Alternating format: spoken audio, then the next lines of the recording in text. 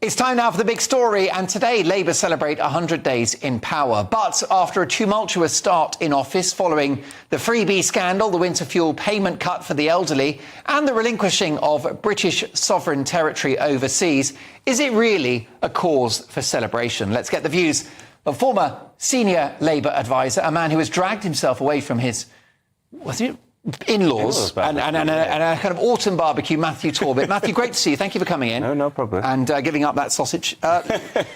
What do we make of the first 100 days? Is there any way you can put a positive spin on this? No, and I would be denying reality if I was to try to. I think if you were going to take some positives from it, I would think making moves towards Great British Railways is a good thing. I think anybody that travels on the railways in this country will, totally see it's a miserable experience. And when you have countries like Ukraine having a higher percentage of trains running on time than we do, you know there's something wrong. I think there's a lot of scepticism, but GB Energy will hopefully turn out to be something good and positive and will save people money. That doesn't seem to be the case right now, but that will be something else. And ultimately, being part of the Labour Party, you're not used to winning elections. We won the general election, right, with a healthy majority. I think a little bit built on sand. I think it's a very broad coalition that may well not last, but ultimately you've got 5 years to try and change something. Well, I'm a bit worried about GB Energy because this involves the government investing in projects that the private sector have turned their backs on, and the only time the private sector have actually engaged is with massive subsidies. Is that a good use of taxpayers' money, particularly with this technology, which is still a gamble? The proof will be in the pudding. I'm no expert on this sort of stuff. I still get on very well with people in Ed Miliband's office who are some of the more cleverer people I know in Westminster. So I trust them. I don't know Ed that well. But it's my viewers' and listeners' money, isn't it? We are betting the house on flaky renewables. Does that not worry you?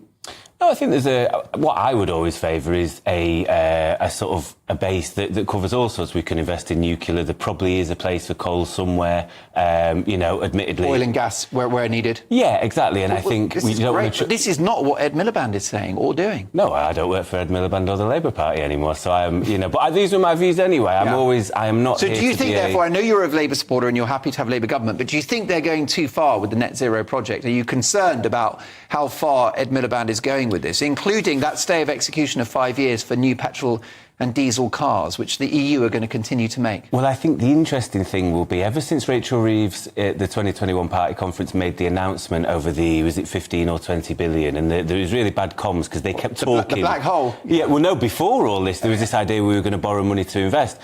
And they ended up scrapping it because they kept mentioning that it was 15 to 20 billion or 30 billion, whatever it was. Yes, yeah. And I thought, why are you doing that? You're just letting people know there's a load of money going somewhere where they don't know where it is.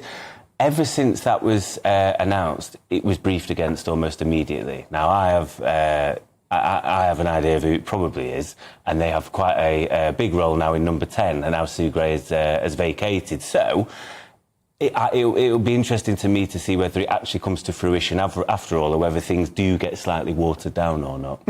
Aren't a lot of Labour's policies an example of policies which sound good and come from the right place, but which don't work, such as the non-doms tax, private school VAT tax raid, and the workers' rights legislation? All very laudable, but in reality, bad news for those involved. I think I've always been someone that's believed in evidence-based policy. If you look at the more recent rumours that capital gains tax may be getting a hike, maybe not to the point of income tax, but there or thereabouts, the Treasury's own figures show that you would actually lose maybe £2 billion because of the people leaving all of a sudden. Correct. If that's the case, you need to look elsewhere. I think the problem Rachel Reeves probably has and has caused for herself in the fact that she wanted to be so keen to stress that we can be trusted on the economy and my cast iron fiscal rules, she's tied herself in knots a little bit because now she can't raise income tax, which is always a useful way of raising money quickly. I completely agree. VAT, income tax and national insurance, they ruled all of that out. Why would a Chancellor do that for 5 years? I think that was a mistake, because if the country needs the money, it needs the money. Instead, you look at the non-doms and, admittedly, the Tories began that policy, which I think was a political move to embarrass Labour and to steal their clothes. But that could cost the country money. The unions are worried about the VAT hike on private schools, with teachers potentially losing their jobs and 10,000 kids already having left the private sector. Where are they going to go? The local state school. So these policies, what about the workers' rights from Angela Rayner? France has superior workers' rights, but higher unemployment. Which is the lesser of two evils? I think, again, it comes with a balance. That's like most things in life. I think I was proud to lead a campaign with Barry Gardner to try and stop fire and rehire. I think there is a imbalance between employer and employee in many cases that needs rebalancing and dressing out.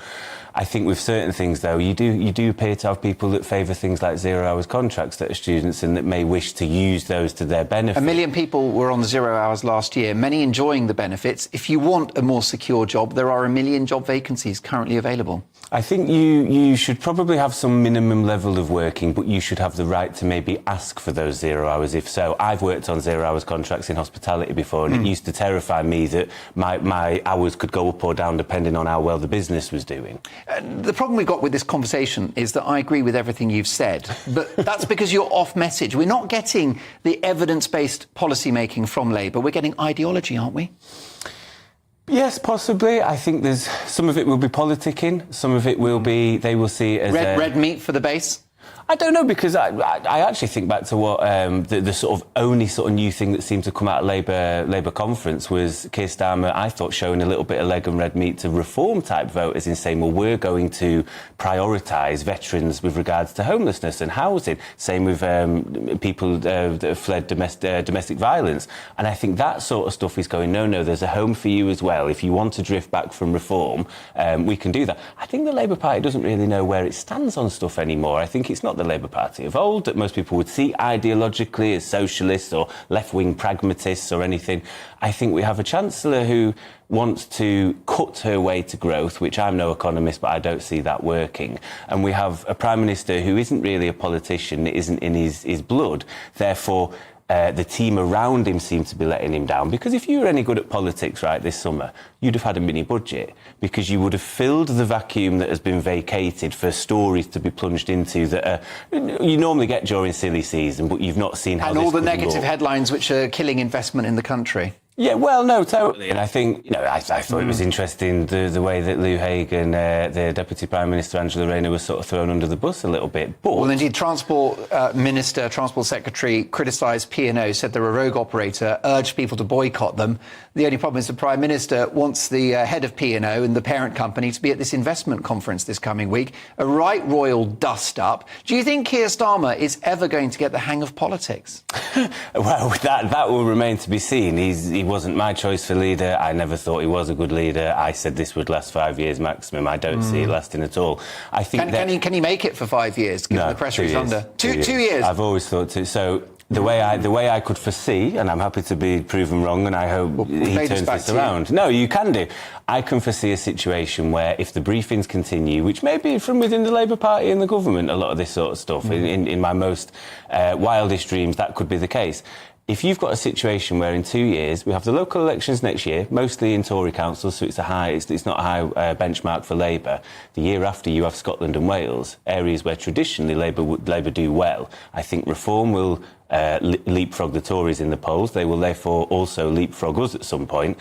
And you might have a Joe Biden situation where someone goes, Keir, if we keep you, we're not going to win. You need to do the selfless thing. You've done so well in getting us back on a government footing, but you need to go now and let somebody younger and more ambitious come in. Who might that be? Are we looking at a Wes Streeting?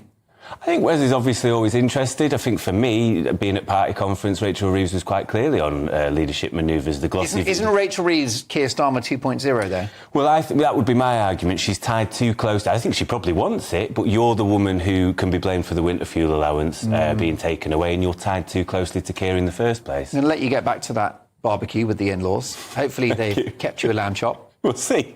Plenty of red meat in that conversation, so thank you, Matthew. No See you very soon. What a brilliant conversation. There you go. Former senior Labour advisor Matthew Torbit. Your reaction, gbnews.com/your say. What a shocking line there. Keir Starmer could be gone in 2 years' time.